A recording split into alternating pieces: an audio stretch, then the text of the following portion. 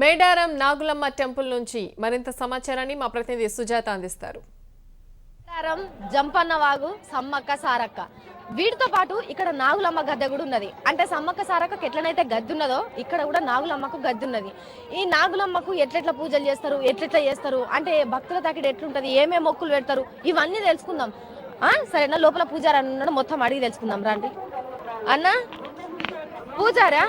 అంటే నార్మల్ గా పూజారులు అంటే పంచ కట్టుకుంటారు, అట్లా వేసుకుంటారు కదా అని మీరు నార్మల్ గానే ఉన్నారు కదా? నైట్ డ్యూటీ చేసినాం మేడం. నైట్ అన్న, ఇది నాగులమ్మది ఇక్కడ ప్రాముఖ్యత ఏంటిది, విశిష్టత ఏంటిది, అంటే ఇక్కడ ఏమేమి మొక్కులు పెడతారు, ఎట్లెట్లా దర్శించుకుంటారు, మొత్తం మాకు చెప్పు.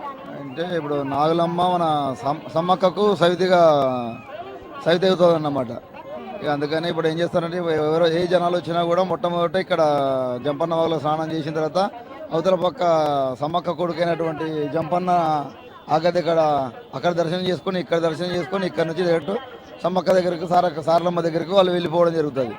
ఇక్కడ ఇక ప్రతి ఒక్కరు కూడా సంతానం కావాలనుకున్నా కూడా ఇక్కడనే ఇక ఇలాంటి ముడుపులు కట్టడం అనేటువంటి జరుగుతూ ఉంటుంది.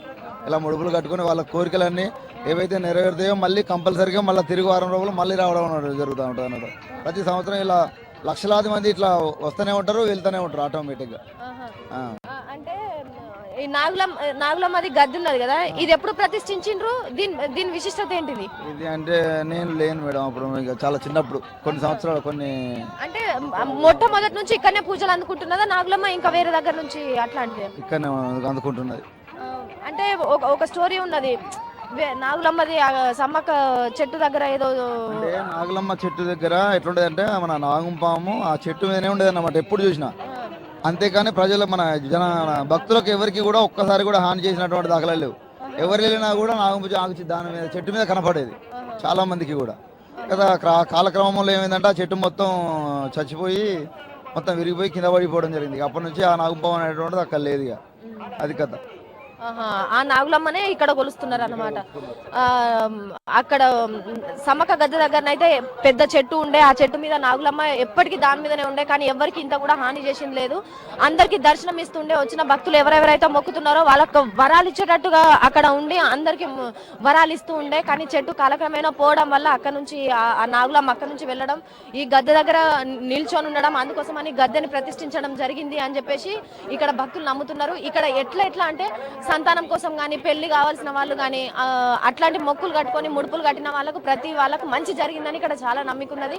అందుకే ఈసారి ఊయలు కట్టడము, ముడుపులు కట్టడం చేసిన తర్వాత మళ్ళీ జాతరకి వాళ్ళ పెళ్ళైన వాళ్ళైతే పెళ్లి చేసుకున్న వాళ్ళని కానీ, సంతానం కలిగిన వాళ్ళైతే వాళ్ళ పిల్లలను తీసుకురావడం కానీ, తలనీలాలు ఇవ్వడం కానీ అట్లాంటివి జరిగిందని చెప్పుకుంటున్నారు. ఇక్కడికి వచ్చిన పూజారులే కాదు, ఇక్కడికి వచ్చిన భక్తులను కూడా ఒక మాట అడిగి తెలుసుకుందాం. మొక్కుల పరంగానైతే మంచిగానే ఉన్నదా? మొక్కులకి ఏమి ఇబ్బంది లేకుండా మొక్కులు గట్రా అన్ని అప్పచెప్తాం. అన్ని ప్రజలు మొక్కులు అప్పచెప్తాకే వచ్చేది.